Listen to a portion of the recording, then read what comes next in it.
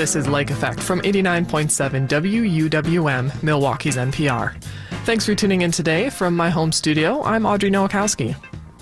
If all goes according to plan, you might see a $1,200 deposit in your bank account sometime in the next few weeks.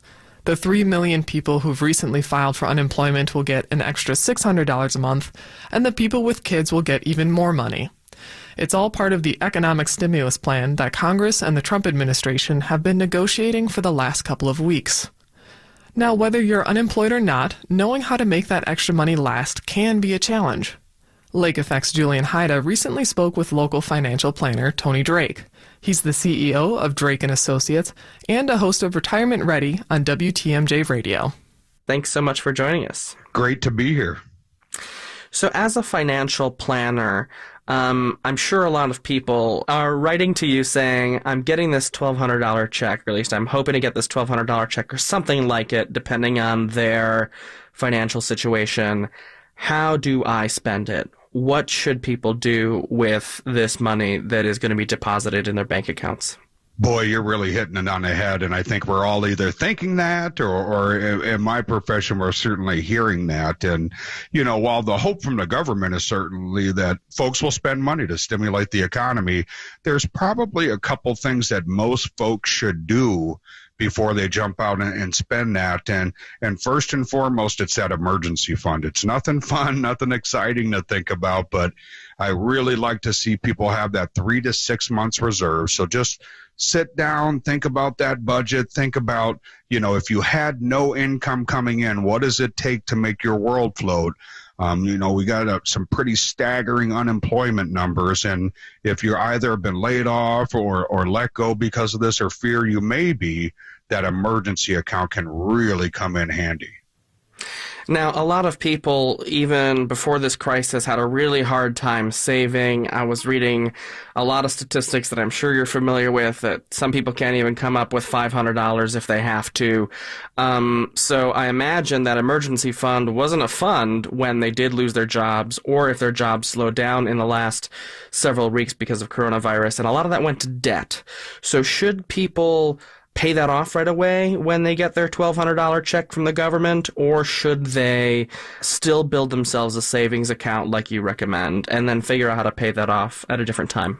Yeah, we definitely want to see that emergency fund first, because that gets you through those times. And the one thing we don't know with this whole coronavirus epidemic and the volatility that's happened in the market is we just don't know how long it's going to last or how deep it's going to be, right? Lots of varying talking heads on the TV with different ideas. But if you can have that emergency fund, that really gives you a cushion. After that, eliminating debt is really important. You know, Americans are owing more than $14 trillion right now. So, you know, it's a high debt level, especially if you're talking about credit card debt with those double-digit interest rates. It's really hard to save long-term if that's the type of interest you're paying on debt. So that's credit card debt. What about other forms of debt? Should people, speed up the way they're spending on their cars or their houses, or do you think those things will maintain kind of consistent, or might there be an opportunity to refinance that down the line and therefore not too much of a hurry to put money into that?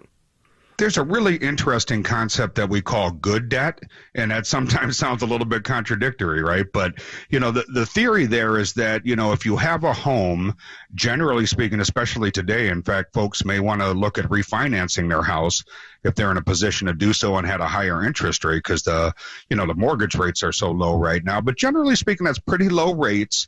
So it doesn't cost you a ton. It helps you build your credit. And generally speaking, we know housing markets are volatile and cyclical as well. But generally speaking, we're going to see those house values go up. So it's an appreciating asset, or an asset that's, you know, worth more over time. So that type of debt is good. I think there's this old kind of 50-year-old information where people are saying, pay off that house as quick as you can. Well, many decades ago, general mortgage rates were double-digit interest rates. Back then, it made a whole heck of a lot of sense to pay that off. But like credit cards. Yeah, exactly. You got it. So, you know, if we can average 6 to 8% in the market long term, and we're only paying 3%, for example, on the mortgage, it's difficult to say take that money out to pay it. You might be better off investing and really getting your retirement set up and keeping that mortgage long term. Now, you talked about saving for a rainy day.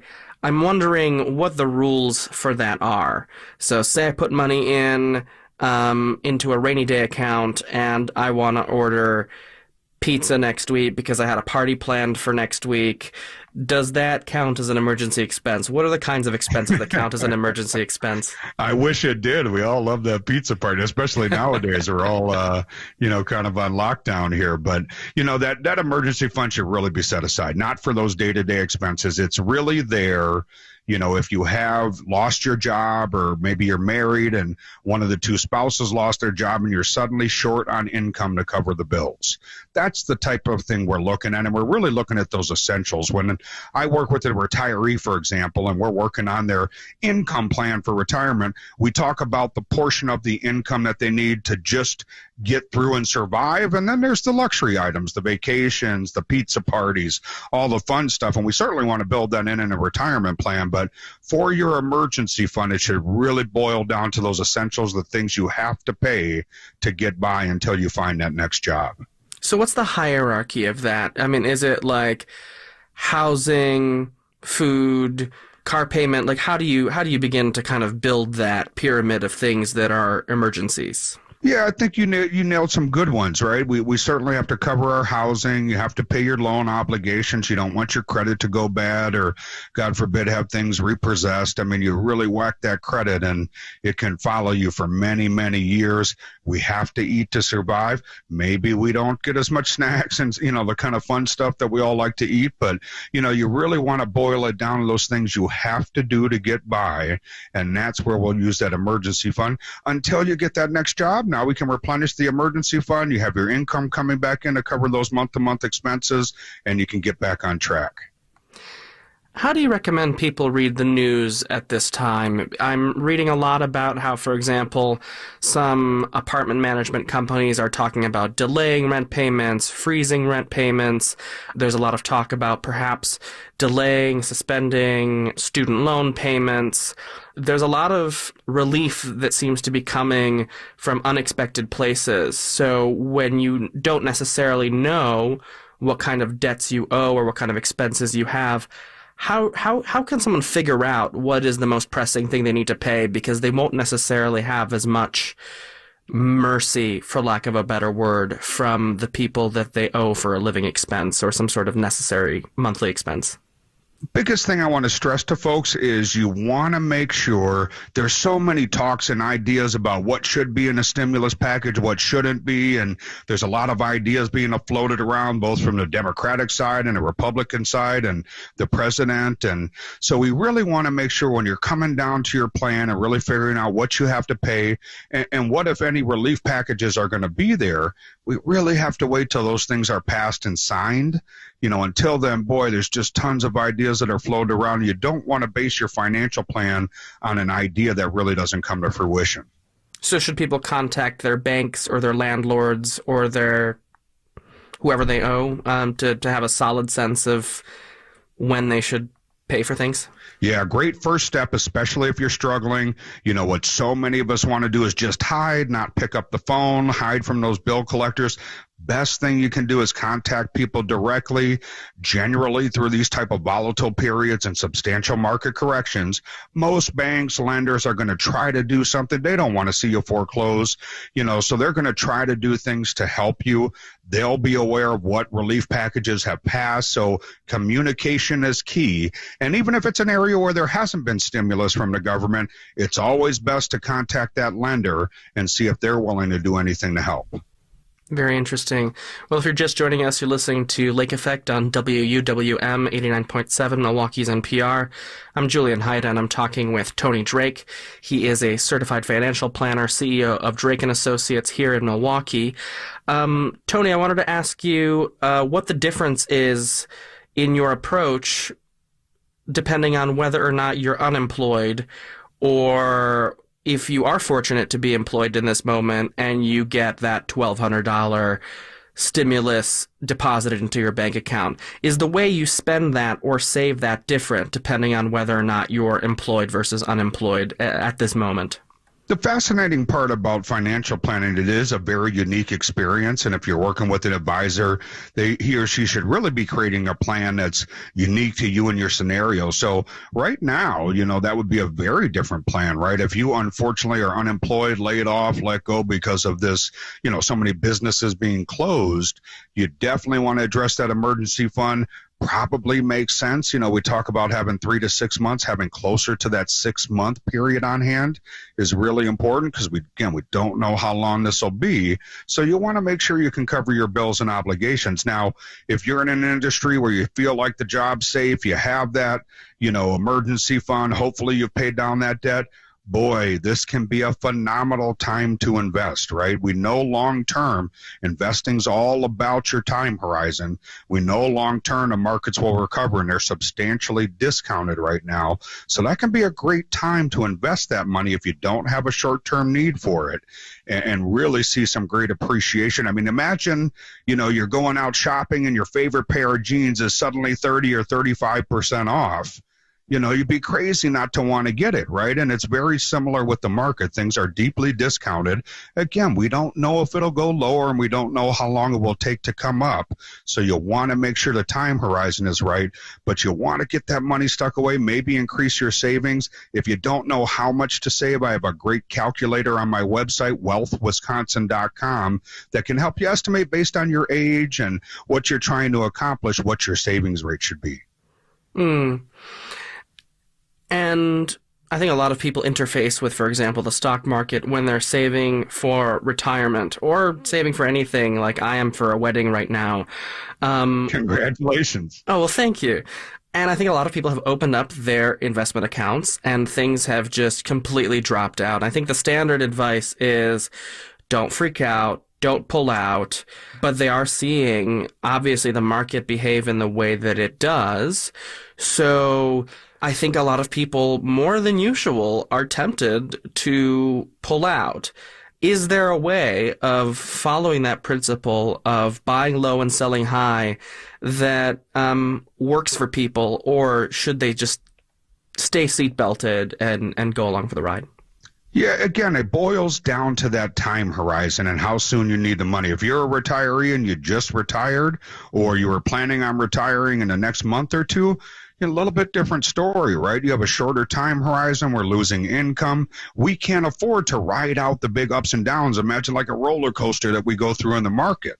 But if you're just generally saving for retirement, this concept of, boy, I should have sold right before the coronavirus hit, well, that just doesn't work. I had a client that called and said, boy, my brother sold out in January and everything was in cash, and he was bragging about how smart he was. And, I didn't mean to be blunt, but I said, he's not smart, he's lucky. Right? The data shows us there's a lot of great reports that look at maybe a 20-year period in the market. And it shows that the average rate of return is about 7% in the market over that type of time period. And if you just miss the top 10 days in a 20-year period, just the top 10 days, you cut down to about 3.5. If you only miss the top 20 days out of a full 10 years, you're down to about 1.5% per year. So this business of trying to time it, it just really becomes a struggle. When do you get back in? So it's really, really challenging, and it just doesn't work out for people. So for the most part, hang in there. If you have extra cash, liquidity, great time to purchase and increase those savings rates. Even if they might be facing volatility in their work? Well, if you're facing volatility in the work, we want to make sure you have enough liquidity and cash on hand. You want to make sure, you can weather the storm if you were to lose your job. But if you feel like your job's secure, you have that kind of emergency fund set aside and funded properly, then this can be a great time to invest for the long term. And that boils down to having a plan, right? I'm getting so many folks today, Julian, that are saying, boy, your clients, they must be terrified and panicking. And the reality is, for the most part, they're not, because we've tested for this long before it happened. So although nobody's happy, They know that their plan can survive this because we've tested it and looked at it. And that type of, it's a difference between having a portfolio and a plan. In a plan, we're going to stress test it. We're going to analyze your risk and make sure that's aligned. So you want to make sure you do that with someone. There's a lot of great resources out there. I have some complimentary webinars on my website that folks can sign up for that talk you how to go through that process and make sure that your retirement plan, your investments are set up to weather this type of thing. And you can find those right at wealthwisconsin.com.